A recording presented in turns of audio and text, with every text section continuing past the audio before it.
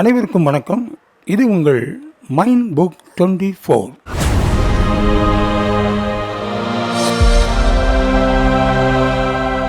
இந்த பதிவு சென்ற பதிவான பிரபஞ்ச சக்தியுடன் இணைந்து கொள்வது எப்படி என்ற முதல் பாகத்தின் தொடர்ச்சி. இந்த இரண்டாம் பாகம். இந்த இரண்டாம் பாகத்தில் வார்த்தைகள், அதனுடைய சக்திகள், வார்த்தைகளினால் வருகின்ற பிரச்சனைகள், அவைகளை எப்படி நாம் மேற்கொள்வது, அந்த பிரச்சனைகளை எப்படி நாம் தீர்த்து கொள்வது என்பதை குறித்தான சற்று விளக்கமான பதிவு இது. வார்த்தைகளில் கவனமாக இருங்கள். ஏனென்றால் பிரபஞ்சம் முழுவதும் எதிர்மறை வார்த்தைகளால் நிரம்பி இருக்கிறது. காரணம், உலகின் பெரும்பாலான மக்களின் எண்ணங்களும் பேச்சுக்களும் நம்பிக்கை கொண்டதாக இல்லாததே ஆகும். உங்கள் எதிர்மறையான எண்ணங்கள் உங்கள் சிந்தனைகள் மூலம் வருகிறது.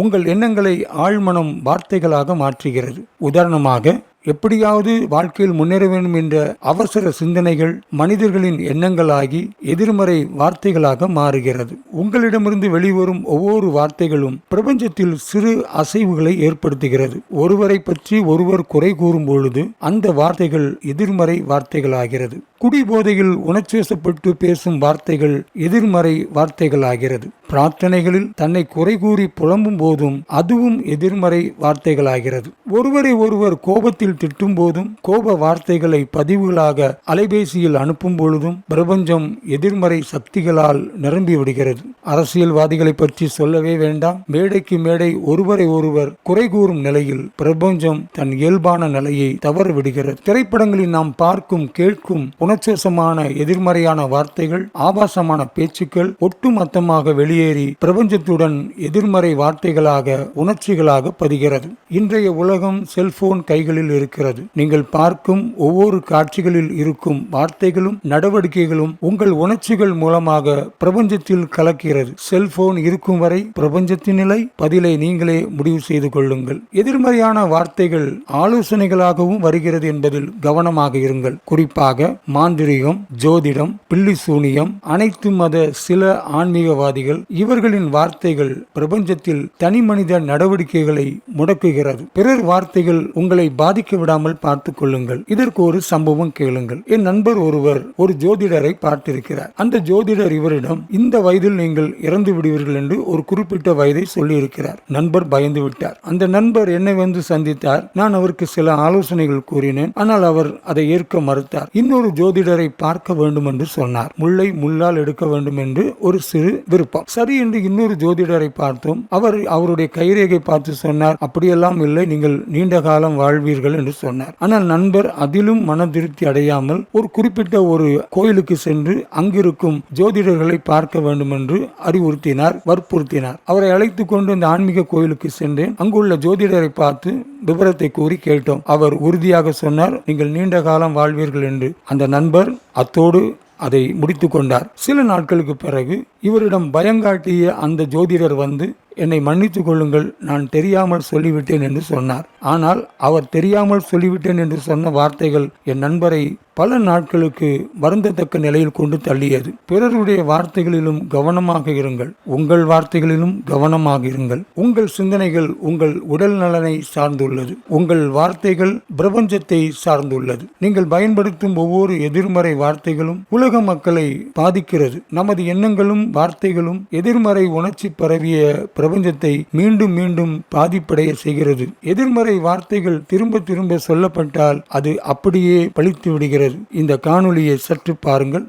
அறம் விழுந்து சொல்லுன்றதுக்கு சொல்கிறேன், ஏதாவது கெட்டதை சொல்லக்கூடாதுன்றதுக்கு. இது பீம் சிங் பெரிய டைரக்டர் இல்லையா, அவர் செந்தாமரைன்னு ஒரு படம் ஒரு கிட்டத்தட்ட 7 வருஷம் எடுத்தாங்க. கே.ஆர். ராமசாமி ஹீரோ. அதில் அவருக்கு ஒரு பாட்டு, பாடமாட்டேன் நான் இனி பாடமாட்டேன். இவங்கெல்லாம் சொன்னாங்களாம், இது வேண்டாம் இந்த பாட்டு. அவர் என்ன சொல்லியிருக்காரு, அதெல்லாம் இல்லை, நான் பௌத்தறிவாதி, எனக்கு இதில் எல்லாம் நம்பிக்கை கிடையாது, நான் பாடுறேன், இப்படியே இருக்கட்டும் பல்லவி. பாடமாட்டேன் நான் இனி பாடமாட்டேன்னு பாடினார். அதுதான் அவர் பாடின கடைசி பாட்டான் சினிமாவில். இவருக்கு பண கஷ்டம். தங்கவேலுக்கு என்எஸ்கே கிட்ட போய் பணம் கேட்டாராம். அவர் என்ன பண்ணாராம், பேக்கெட்டில் கையை விட்டு, இந்தா எங்கிட்ட இருக்கிற லக்ஷ்மியை உங்ககிட்ட கொடுத்த வச்சுக்கோ. இவர் திக்குன்னு தான் அப்போ இருக்கு இந்த மாதிரி சொல்கிறாரு, லக்ஷ்மியை கொடுத்தேன்னு சொல்லாமல். அவர் சொன்னார், அன்னிலேருந்து அவருக்கு மார்க்கெட் இப்படி இறங்கித்து எனக்கு மேலே ஏறிட்டே போச்சு.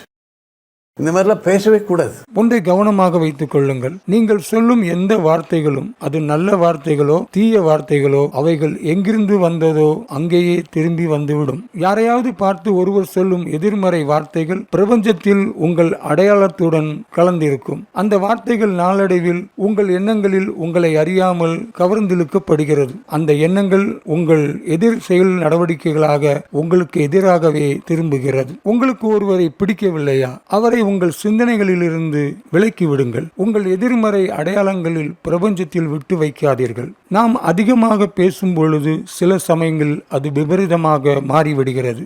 ஏதாவது ஒரு கேலி வார்த்தை பிறர் மனதில் சுருக்கென்று முள்ளாய் குத்தி விடுகிறது. அதனுடைய விளைவு எப்படி இருக்கும் தெரியுமா? நீங்கள் சில சமயங்களில் விளையாட்டாக கேலியாக சொல்லும் வார்த்தைகளும் பிறருக்கு எதிர்மறை வார்த்தைகளாக சென்று பதிந்து அவைகள் பிரபஞ்சத்தில் உங்கள் அடையாளமாக சம்பந்தப்பட்ட நபரின் ஞாபகத்தை கிளறிக்கொண்டே இருக்கும். இந்த சம்பவம் பாருங்கள். இந்த நபர் தனது மகளுக்கு திருமணம் முடித்து மகளையும் மருமகனையும் தன் வீட்டு அருகே தான் வைத்திருந்தார். மருமகனுக்கு சில உதவிகள் செய்வார், மருமகன் மாமனாருக்கு சில உதவிகள் செய்து கொண்டிருந்தார். அப்படியாக காலங்கள் இனிதாக சென்று கொண்டிருந்தது. ஆனால் ஒரு நாள் மருமகனும் மாமனாரும் பேசிக் கொண்டிருக்கும் போது மாமனார் கேலியாக ஒரு வார்த்தையை பயன்படுத்தி விட்டார். மருமகனுக்கு சுருக்கென்று மனதில் பிடித்து கொண்டது. அந்த நேரத்தில் அவர் மிகவும் வருத்தப்பட்டார். ஆனால் நாளடைவில் அதை மறந்துவிட்டு இருவரும் சகஜமாக பேசிக் கொண்டார்கள். வாழ்க்கை அப்படியே போய்கொண்டிருந்தது. ஆனால் மாமனார் சொன்ன அந்த ஒரு வார்த்தை இவருடைய ஆழ்மனதில் பதிந்து அது பிரபஞ்சத்துடன் இணைந்து இவருடைய ஞாபகத்தை அது கிளறிக்கொண்டே இருந்தது. இவருக்கு கொஞ்சம் கொஞ்சமாக கோபம் வந்தது. ஏதோ ஒரு சூழ்நிலையில் அதிகமாக உணர்ச்சிவசப்பட்டு தன் மாமனாரையே இந்த மருமகன் கொலை செய்தார். காரணம் என்ன தெரியுமா? ஒரு வார்த்தை. அந்த ஒரு வார்த்தை சாதாரண கேலி வார்த்தை என்று நினைத்து மாமனார் அதை உபயோகப்படுத்த அது எதிர்மறை வார்த்தைகளாக அவருடைய ஆழ்மனதில் பதிய அது பிரபஞ்சத்தில் ஒரு அடையாளமாக காணப்பட அது மருமகனின் ஞாபகத்தை கிளறிவிட முடிவு எதிர்பாராத நிகழ்வாக மாறிவிட்டது. நீங்கள் வார்த்தைகளை எப்படி பயன்படுத்துவது என்பதை சில யுக்திகள் கொண்டு உங்களுக்கு கற்றுத்தர விரும்புகிறேன். ABC என்ற 3 அடையாளங்களை வைத்துக் கொள்ளுங்கள். ஏன் இப்படி அடையாளங்களை கொடுக்கிறோம் என்றால், பொதுவாக பிரபஞ்சமானது ஆழ்மனதுடன் தொடர்பு உள்ளது. அவைகள் அடையாளங்களை கொண்டே நம்மிடம் செயல் நடவடிக்கைகளை தொடர்பு வைத்துக் கொள்ளும். A என்றால் மௌனம் என்று அர்த்தம், B என்றால் கவனம் என்று அர்த்தம், C என்றால் அலட்சியம் என்று அர்த்தம். நீங்கள் ஒரு இடத்திற்கு செல்கிறீர்கள், அங்கு வாக்குவாதமும் உணர்ச்சி வசப்பட்ட நிலையுமாக காணப்படுகிறது. உடனே நீங்கள் A என்பதை சடார் என்று உங்கள் மனதில் கொண்டு வாருங்கள். அது ஒரு அடையாளம். மௌனமாகி விடுங்கள். நீங்கள் இன்னொரு இடத்துக்கு செல்கிறீர்கள், அங்கு நண்பர்கள், உறவினர்கள், தெரிந்தவர்கள் இருக்கிறார்கள்.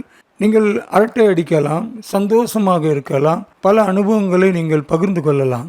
ஆனால் கவனமாக இருக்க வேண்டும். B என்றால் கவனம். இந்த கவனமானது எப்படி நீங்கள் பயன்படுத்தலாம் என்றால், பிறரை குறித்தும் உங்களை குறித்தும் பேசாதீர்கள். மற்ற அனைத்துமே பேசுங்கள், ஆனால் கவனமாக பேசுங்கள். அது B.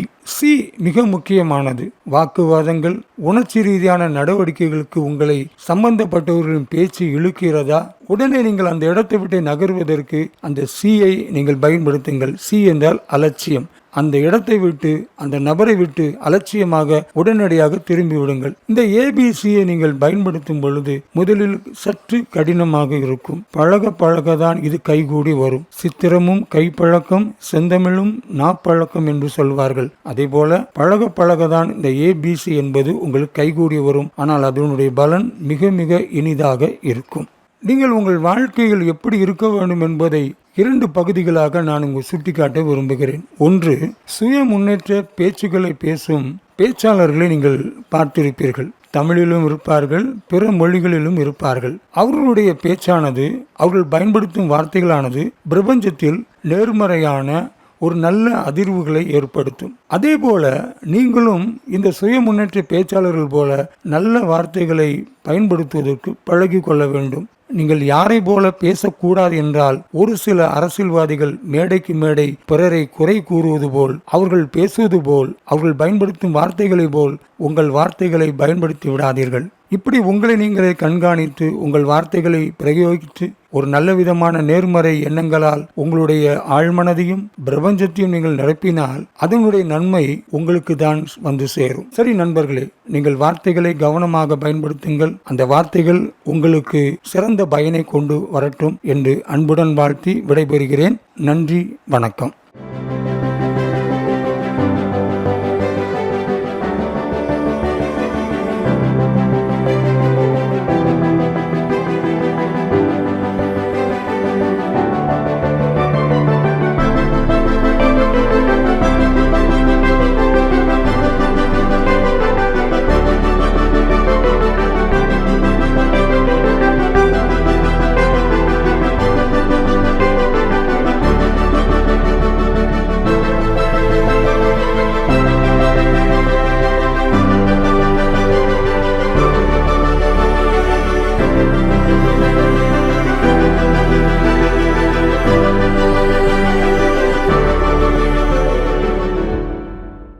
ஃப்ரெண்ட்ஸ், உங்களுடைய விமர்சனங்களையும் கருத்துக்களையும் கேள்விகளையும் கமெண்ட் பாக்ஸில் நீங்க கொடுங்க. அப்படியே நீங்க நம்ம சேனலை சப்ஸ்கிரைப் பண்ணுங்க, ஷேர் பண்ணுங்க, லைக் பண்ணுங்க, பெல் ஐக்கானை கிளிக் பண்ணுங்க. உங்களுடைய அன்பான ஆதரவை என்றும் எதிர்பார்க்கின்றோம்.